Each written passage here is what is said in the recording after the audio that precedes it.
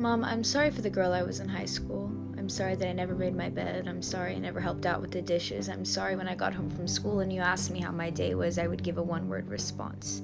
I never made my bed because it was the only place I wanted to be, the only place I did not feel I had to dress myself to feel like I belonged, the only place that held my tears in its fabric and didn't leave. And also, I didn't make my bed because I was lazy and I was unkind and I was hurt and I was sad and moody and really just did not want to make my bed. I just wanted to sleep in it. Until, of course, you told me to sleep, then I would stay up until the sun would rise just because I did not like to be told what to do. I'm sorry for sneaking my phone in my room after you told me it was time to put it up. I'm sorry that I never looked at you as my place I could cry and never be left. You were always that for me, but I never acknowledged it. I just yelled at you for yelling at me to make my bed, and I'm sorry I never helped out with the dishes.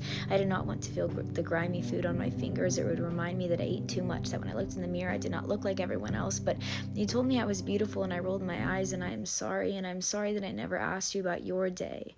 You saw none of us, and then we got home from school and you just wanted to hear how it went, and I never told you unless my bed was not making me feel good and I needed someone else to cry on. And I'm sorry that I never asked you if you wanted to cry on my shoulder, and I'm sorry for yelling at you to get out of the room when I was changing. When a teenage girl wants privacy, it has less to do with someone seeing them change and more to do with the feeling of being watched.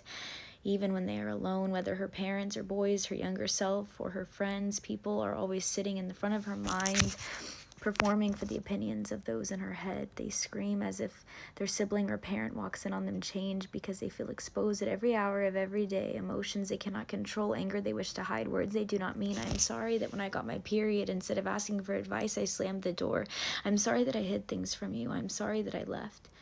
I wish I could go back and tell you how my day was. I wish I could go back and ask you how yours was. I make my bed now in a house that does not feel like home. I learned it was not the fact that it was a bed, it was the fact that it was made with so much love. You placed every pillow and bought every blanket, and I want it all back, and I want my mother to cry on my shoulder after hard days, but you were hours away, so I cried to you over the phone, and I apologize for not realizing it was and always will be you that is my home. I'm sorry for making your home messy, dishes piling over and over.